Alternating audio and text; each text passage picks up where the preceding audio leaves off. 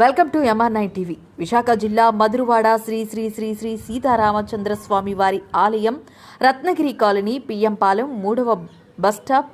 బుధవారం శ్రీరామనవమి సందర్భంగా శ్రీ సీతారాముల కళ్యాణం సందర్భంగా ఆలయం రామాలయ చైర్మన్, మాజీ సర్పంచ్ పిఎంపాలెం గాదే రోసిరెడ్డి భాగ్యలక్ష్మి దంపతులచే స్వామివారికి తలంబ్రాలు మరియు పట్టు వస్త్రములు సమర్పించారు.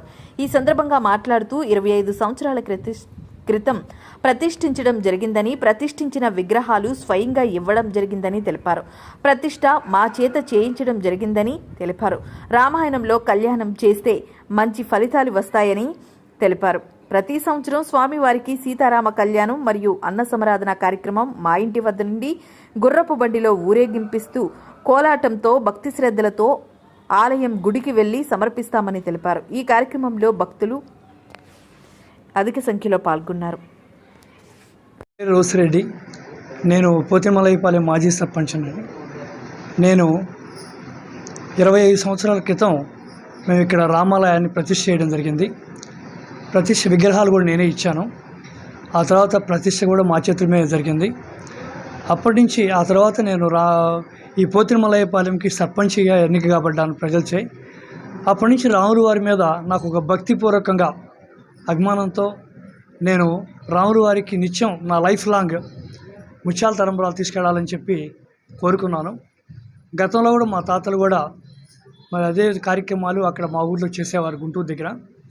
సో బహుశా నాకు కూడా వంశపారంపర్యంగా ఇది నాకు ఈ అవకాశం దక్కిందేమో అని మనసులో నేను అనుకుంటూ ఉంటాను. సో నేను ఎప్పుడైతే ఈ కార్యక్రమాలు చేస్తున్నానో ప్రజలు కూడా ఆదరిస్తున్నారు.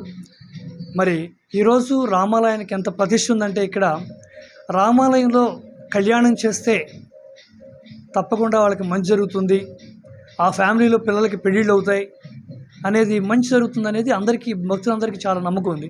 అందువల్ల ఇక్కడ కళ్యాణం చేయడానికి కూడా దంపతులు చాలామంది పోటీ పడుతూ ఉంటారు. మేము వాళ్ళందరూ కూడా డ్రా తీసి డ్రాలో ఎవరైతే ఎంపిక అవుతారో వాళ్ళకి అవకాశం ఇప్పిస్తుంటాం ప్రతి సంవత్సరం కూడా. సో ఇదే విధంగా ప్రతి సంవత్సరం కంటిన్యూ అవుతుంది. సుమారుగా 5,000 మందికి భోజనాల ఏర్పాట్లు కూడా ఇక్కడ చేస్తాం.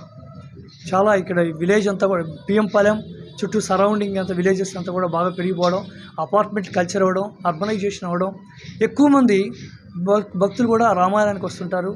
వాళ్ళు కళ్యాణాన్ని చూసి తరిస్తారు ఈరోజు. సో అంతేకాకుండా ప్రతి సంవత్సరం మేము ఈ ముత్యాల తలంబ్రాలు ఒక సాంప్రదాయబద్ధంగా ఈ గుర్రబండి మీద తీసుకెళ్ళి ఎవరైతే కళ్యాణం చేసుకుంటారో వాళ్ళకి అక్కడ రాముల వారి దగ్గర ఆ కళ్యాణానికి అందిస్తాం. మేము దంపతి ఇద్దరు అందిస్తాం. ఇది లైఫ్ లాంగ్ మేమంతా చేయదలుచుకున్నాం.